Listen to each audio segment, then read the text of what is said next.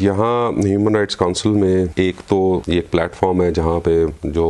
Council کے ممبران ہیں اور جو کونسل کے ممبران نہیں بھی ہیں وہ اپنی اسٹیٹمنٹس کے ذریعے اپنے موقف کا اظہار کرتے ہیں، لیکن اس کے علاوہ سول سوسائٹی آرگنائزیشنز ہیں، یو این کی اپنی جو پوری مشینری ہے جس میں اسپیشل ریپورٹرز ہیں، اس کے علاوہ جو اسپیشل مینڈیٹ ہولڈرز ہیں، تو یہ ایک بڑا اچھا پلیٹ فارم ہے جس میں ہم نے اپنی نیشنل اسٹیٹمنٹس کے ذریعے جو پاکستان نے مختلف ایجنڈا آئٹمس کے تحت جو ہے اس میں اس کو بھرپور طریقے سے اجاگر کیا جو ہندوستان کا ایک اصل چہرہ ہے اور جو ظلم و ستم جو ہے اس نے کشمیر میں جاری رکھا ہوا ہے۔ اس میں ہم نے کونسل کو نہ صرف اس کی طرف توجہ دلائی ہے بلکہ ہم نے مطالبہ کیا ہے کہ یہ کم از کم جو کشمیر کے اوپر یونائٹڈ نیشنز نے جو 2 رپورٹس شائع کی ہیں 5 اگست کے جو غیر قانونی اور یک طرفہ اقدامات ہیں ہندوستان کے، یہ تقاضا کرتے ہیں کہ یہ جو رپورٹنگ پروسیس ہے اس کو جاری رکھا جائے۔ اس کے علاوہ ہم نے OIC کے پلیٹ فارم سے بھی انہی چیزوں کی ان کو اجاگر کیا ہے۔ ہندوستان کی جو انسانی حقوق کی خلاف ورزیاں ہیں، جو وہاں پہ 80 لاکھ کشمیریوں کو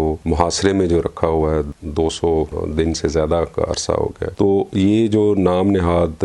دنیا کی سب سے بڑی جمہوریت ہے اس کے جو کرتوت ہیں وہ ہم نے اس کو کھل کے بیان کیا ہے۔ OIC کے پلیٹ فارم سے اپنے نیشنل اسٹیٹمنٹس کے ذریعے اور پھر جو سائیڈ لائنز کے اوپر سول سوسائٹی آرگنائزیشنز ہیں، جو NGOs ہیں، ان کے ذریعے بھی، تو یہ مستقل ہم رابطے میں ہیں اور یہ دونوں چیزیں کشمیر کے اوپر جو ظلم و ستم ہو رہا ہے اس کے حوالے سے بھی اور ہندوستان کے اندر جو دلی میں ابھی معاملہ ہوا ہے یا اس سے پہلے بھی جو مسلمانوں کے خلاف ایک پیٹرن ہے ظلم و ستم کا اور اس کے پیچھے جو فاسسٹ مائنڈ سیٹ ہے اس کے سلسلے میں بھی مسلسل ہم رابطے میں ہیں، اس کے ساتھ انٹریکٹ کر رہے ہیں، ان کو بریف کر رہے ہیں اور اس کے ہمیں اثرات بھی نظر آ رہے ہیں کہ بہت ساری سول سوسائٹی آرگنائزیشن نے اس سلسلے میں، اور آپ آگے بھی دیکھیں گے چونکہ ابھی کونسل کا اجلاس چل رہا ہے تو اس کے اوپر آواز اٹھائی ہے اور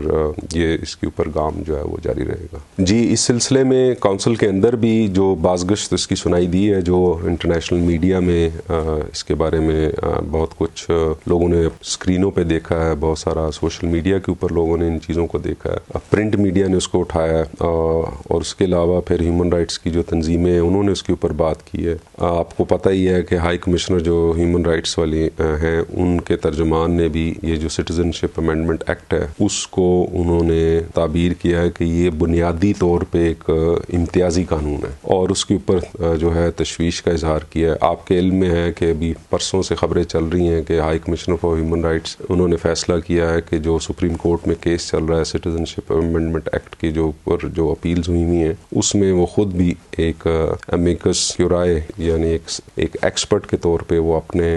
جو ہے خیالات ان کا اظہار کریں گے۔ تو یہ ساری چیزیں human rights organisations, human rights council کے اندر جو لوگ اپنے خیالات کا اظہار کرتے ہیں، لیکن ساتھ میں سائیڈ ایونٹس بھی آپ کو پتہ ہے وہاں پہ بھی ہوتے ہیں، تو یہ سارے حوالوں سے ان چیزوں کے اوپر جو ہے وہ تشویش کا اظہار بھی ہے، جو اصل حقیقت یا چہرہ ہے ہندوستان کا اس کو بھی سامنے لایا جا رہا ہے۔ تو اپنے بحیثیت پاکستان جو مشن ہے اس کے ذریعے بھی اور OIC کے پلیٹ فارم کے ذریعے بھی اور سول سوسائٹی کے ذریعے بھی، جو یو این کی ہیومن رائٹس مشینری ان کے ذریعے بھی، تو ان ساری جہتوں کے پہ ہم کام کر رہے ہیں اور یہ کام جاری رہے گا۔